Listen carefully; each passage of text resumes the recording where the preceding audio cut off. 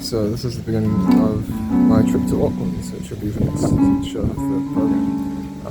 The weather's shit in Wellington, and I read on Metso this is really shit up there too, so hopefully it won't be too bad. You know what? I am liking it here.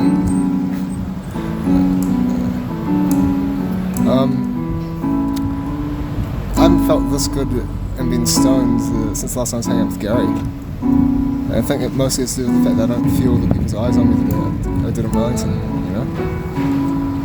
Like, it takes two to tango, and to create a monster requires monstrous people. That's how I feel about the people of Wellington and the Michael Riddell character and the things I may have said.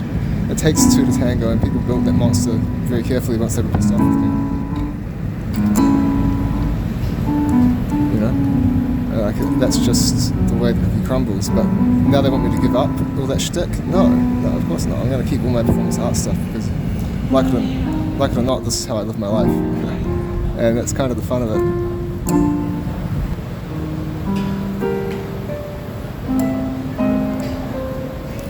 Yeah, but right now I just feel the need to do something silly.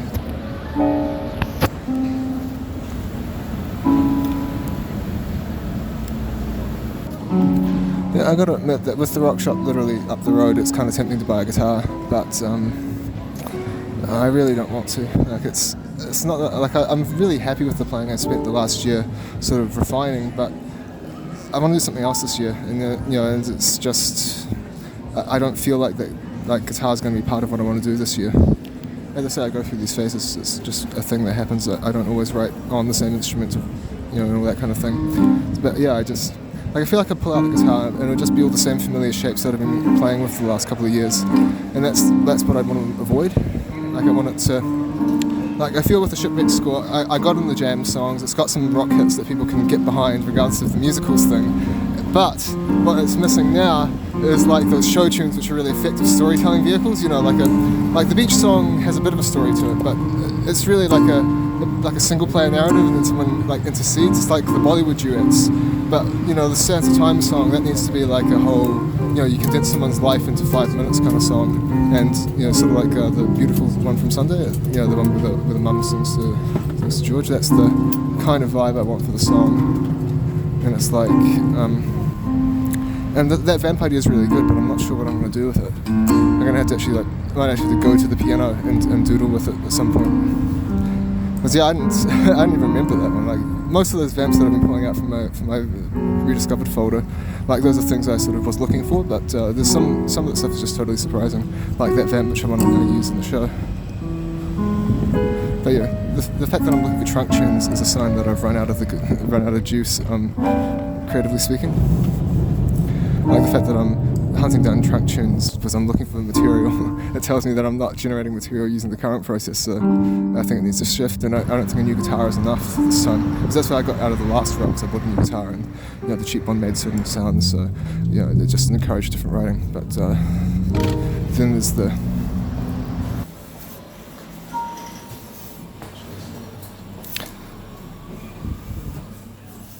Yeah, so this is Amanda in Auckland City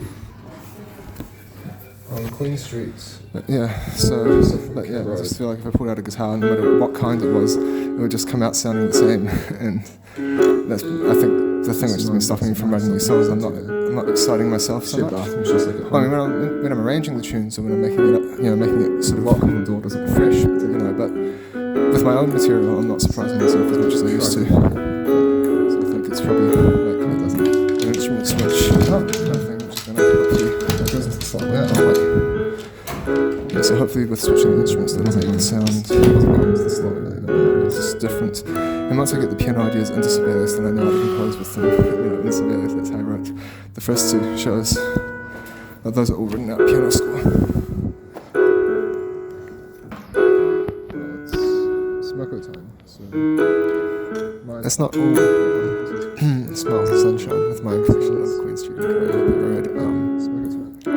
Yeah, there isn't, like, it does seem like the town is a bit dead, even more so than Wellington Central.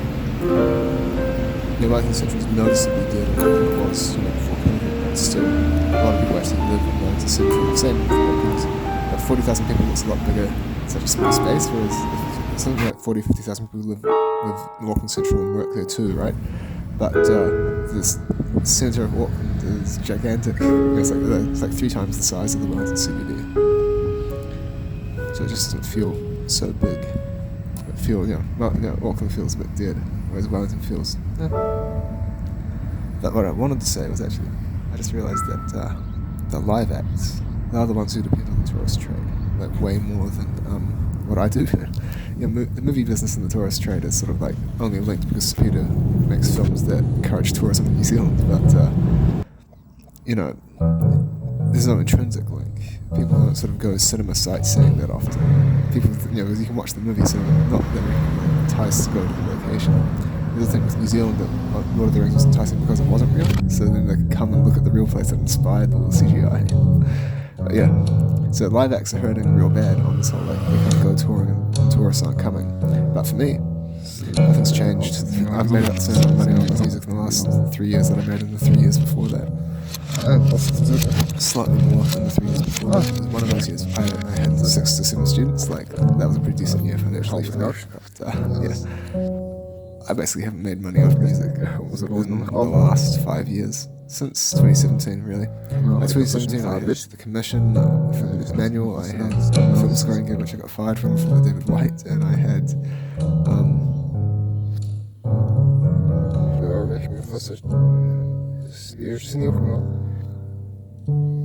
the students. I miss the students a lot.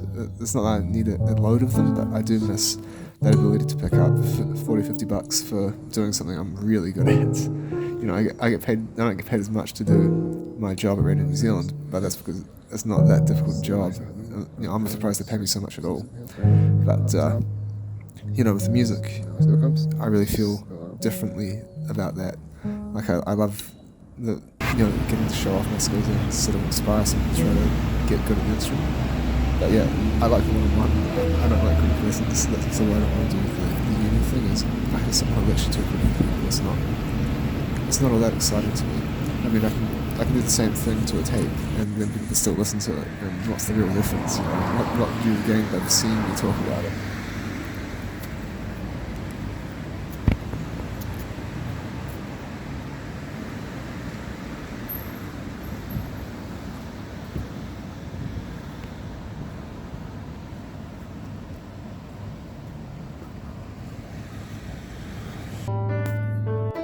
Okay, so this is day 2.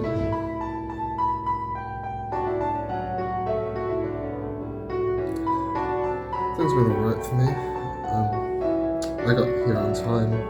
I did get some sleep, but I ended up staying awake until 5 in the morning. I definitely feel uncomfortable here. The humidity's annoying me, but not having all that baggage from walking the streets is nice. So that's the upside of traveling. We'll see how this goes down. This is kind of like a variation on my classic outfits. Again, I lost the original top, but this replacement had its own cool shit going on its own. Just gonna basically go sightseeing. The library and the art gallery are 10 minutes down the road, so it's probably what's going to be on the film. Because I don't know anybody here, and nobody gives a fuck about me. Whereas in Wellington, that is definitely not the case. People know who I am, they know who my brother is, and they blame me for the occupation. So hence, I have very little to say to the Wellington middle class elites who want me to fucking put some pants on. They can grow up, except I'm not going to do that. And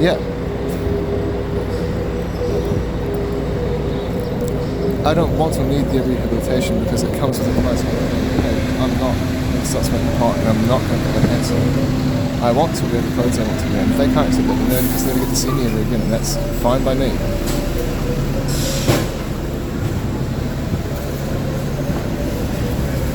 There was this clay pot that really stood out to me in the gallery. I didn't video it before, it's sacred. I tried to video mostly paintings. I always feel differently about carvings and things. I always feel like if I'm filming those, it makes me feel. I wouldn't say it makes me feel uneasy to film carvings, but it definitely feels different to taking a film of a painting or a photo.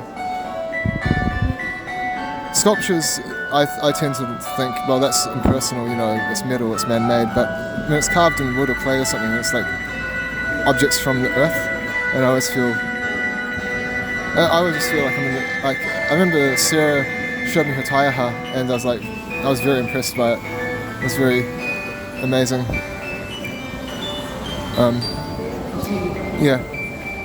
It's nice to be allowed to film, and I'm not really a tourist, so this whole idea of you can go to other places and film shit kind of isn't really something in my brain.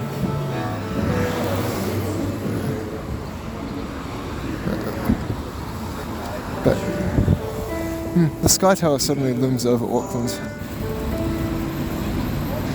Like I'm here, and it's like this is the landmark where the cathedral was from Christchurch back in the day. It's funny, my mum was so heartbroken when I tore it down after the quake.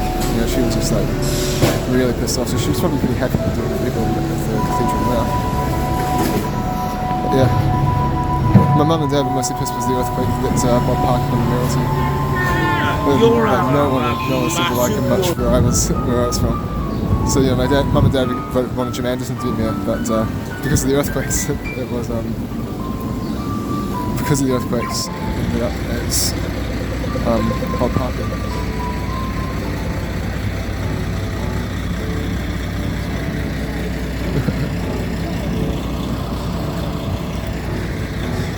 I've heard a few phrases of French and Spanish since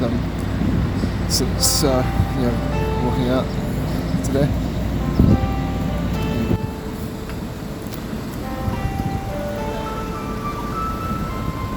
It's a good thing the library and the art gallery are up beside each other. It makes my day a lot easier. Because I don't really have the energy to do anything really intense. Mum says I should go to Kelly Tarleton, probably do that tomorrow. Because I do like those aquariums, so that'd be fun. But I'll probably have to take a taxi there. I don't trust taking the buses, particularly in a new city where nobody knows me. So.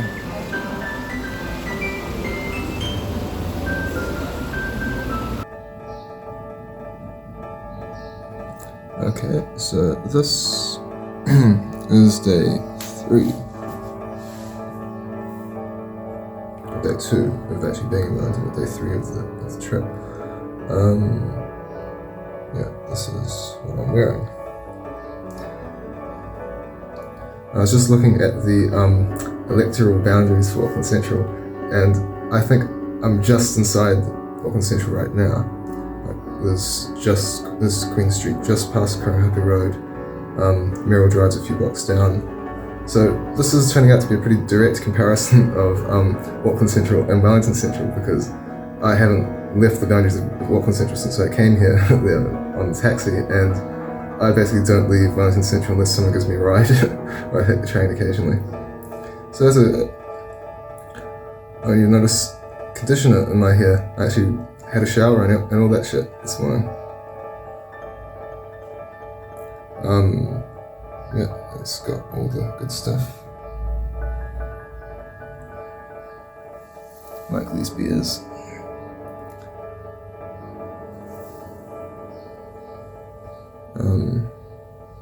So basically I'm going to go to the big park, Memorial Park. I saw it on the map. I've been there before. Probably not going to go up to the museum, but going to go to the park and maybe Aotea Square if I have time. Don't really know what too far because of, Well, I realised that we haven't actually seen a baggie of weed in the entire We Did Out program yet, so I'm going to show you my baggie of weed.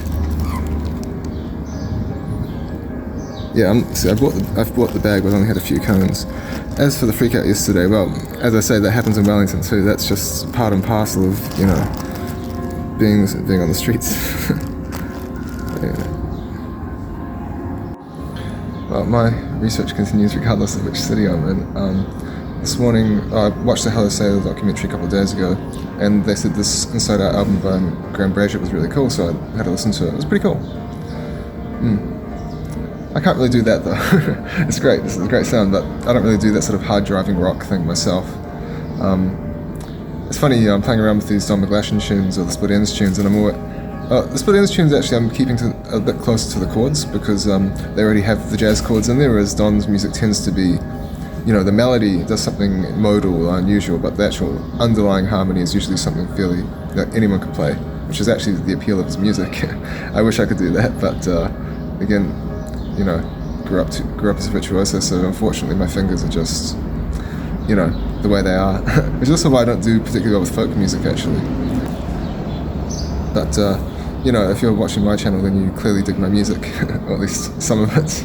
Ideally the originals, because I don't really want to play covers. That's not really what I want to do for a live gig. I did that once, it was fine. Didn't really want to do it again.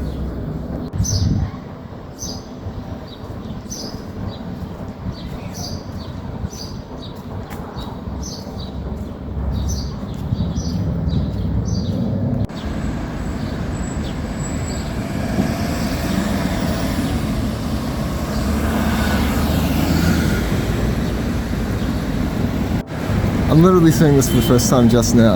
Like, I didn't go this way when I first came into town. So yeah, this is fun.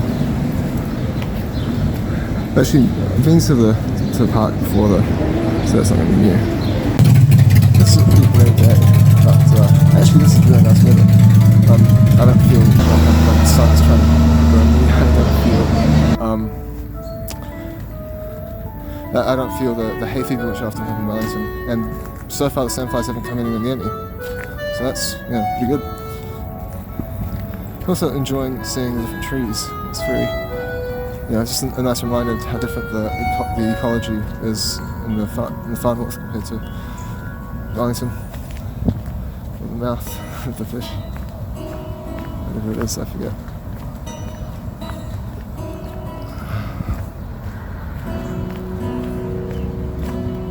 Let's get some food. I had a coffee, but I'm having breakfast. I was just thinking, I'll buy something on the way, but then it just turned out to be way closer than I thought it was. I thought I was going to be walking for like 20 minutes or something, half an hour, but it was only about 10 minutes or so.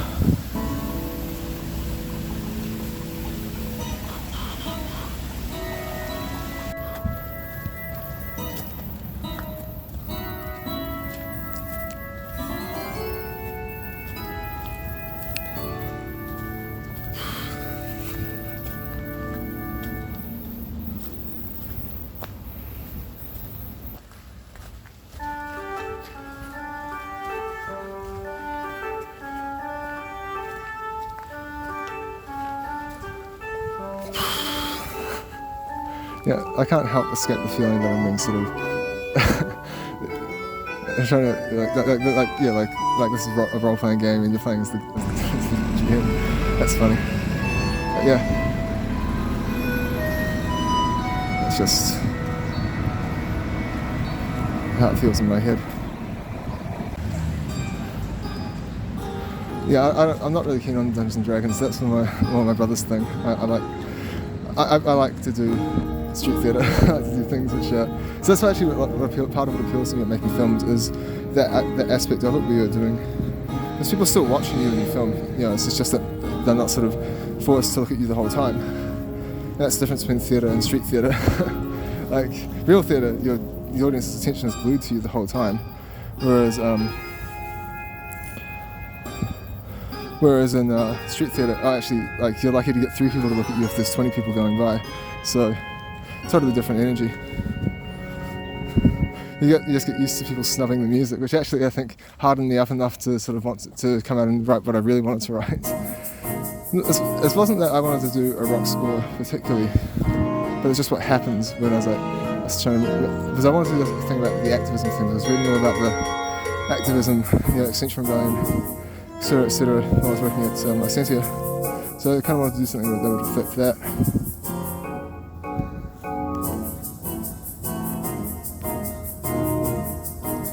And then I was just hearing the sound in my head, and I eventually had to, and going through the old New Zealand records sort of opened up. I was like, oh, that's the sound I'm hearing, is the sound from old Dad's records. And yeah, once I sort of had that, I applied all my, music knowledge to those tracks to try to extract the things I wanted from them. But of course, I didn't give up my own style, and I liked my snarky lyrics, because that was actually probably the most fun thing that I do. I think "'Tis You" is a damn good song, and the lyric is damn good. But I don't think that. I think people like my comedy songs more, as my emotions tend to be like "The Mist," which is like very intense, and not everyone's going to get behind it. But not everyone wants a love song like "The Mist."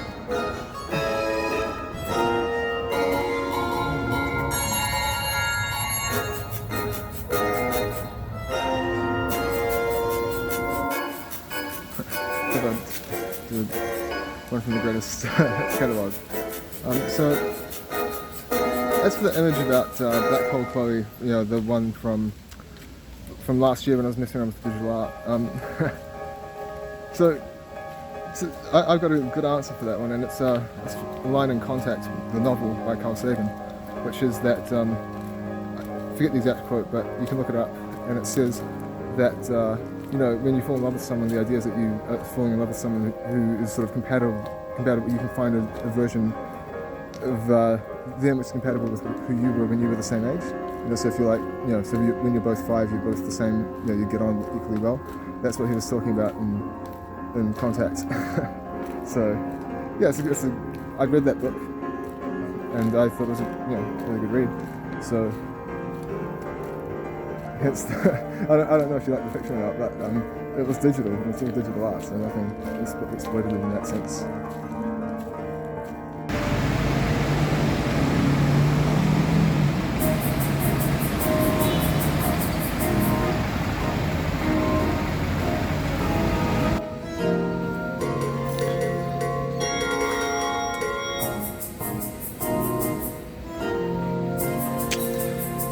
See, I really don't do it, but I don't actually know. I do have some interest that revolves around degradation and humiliation, and this idea that people think I might be actually kind of arouses me. Like, I can't explain it. But as I say, I'm a textbook masochist. That's my orientation. If you want to know my actual fucking sexual orientation, is I'm a textbook masochist. But I'm occasionally sadistic, but that's not really by design. That's just because of the training that, like, put it this way, when I'm doing the Amanda and Michelina Crack the Whip thing, that's something I got taught how to do. Natural me is what comes up with all these jam tunes. So yeah, I'm not really, I'm just not interested in kids. And if anyone saw like my bulge grow, it's because either A, I was excited as living my dream for the first time ever, or B, I was getting off on the fact that people think I'm attracted to kids. Yes, that's how creepy it is to be up in my head. As I say, I helped raise, Jonathan Nathaniel. I really don't want to hear any bullshit about this from anybody. It's just fucking stereotype stigma about the training. It's really stood me up, but I'm not actually that surprised because when Jeffrey came up to me, she did the same thing. Oh well.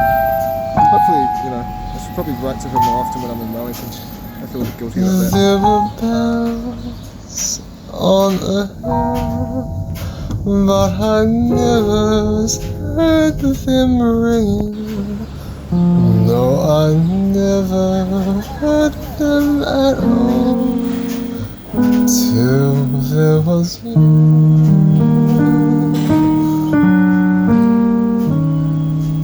There were birds in the sky, but I never saw them winging.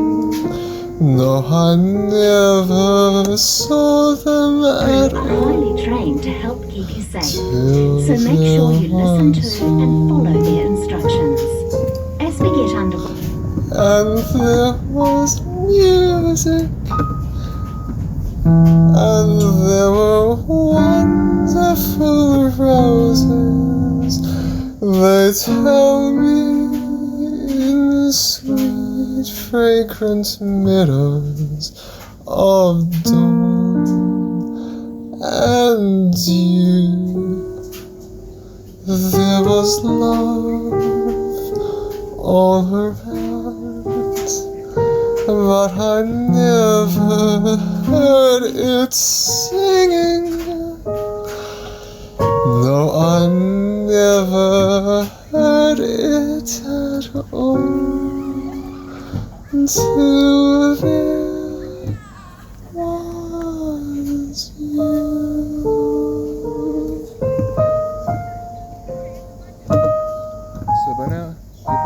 more about me than you ever wanted to know. I'm willing to be this blunt and this direct to clear my name, and I had to be. It doesn't make me happy. It doesn't make me feel joyous. It just makes me feel vindicated. That I'm not going to lose my job. I'm not going to get arrested for handing my friend a gift. But suffice to say, I have made enemies, and I will remember if you tell, like, I can more or less tell if you didn't come around until quite late in peace. And yeah, I'm bitter and I'm resentful, and I'm very much willing to not do anything for anyone. It's stuff that, like, if you want to be my friend, be my friend. If you want to work with me, maybe don't insult my intelligence first. This is 4:30 or 5 in the morning, and this was a really nice trip, other than all that time I had to spend dealing with the attitudes and opinions of Mountonians who weren't even on the trip with me, but somehow had to follow me along anyway, and then ask me annoying questions, which I was then prompted to fucking give them the answers to. So, but I've decided one thing while I'm back is I am not going with this whole deal you want me to do, work at radio and do some part-time study so you can teach me how to behave. No, you already taught me how to behave, and this is how it came out. So leave me alone, or write to me, or put me on trial. There's no grey area here. I'm not interested in any deals from the valuable people.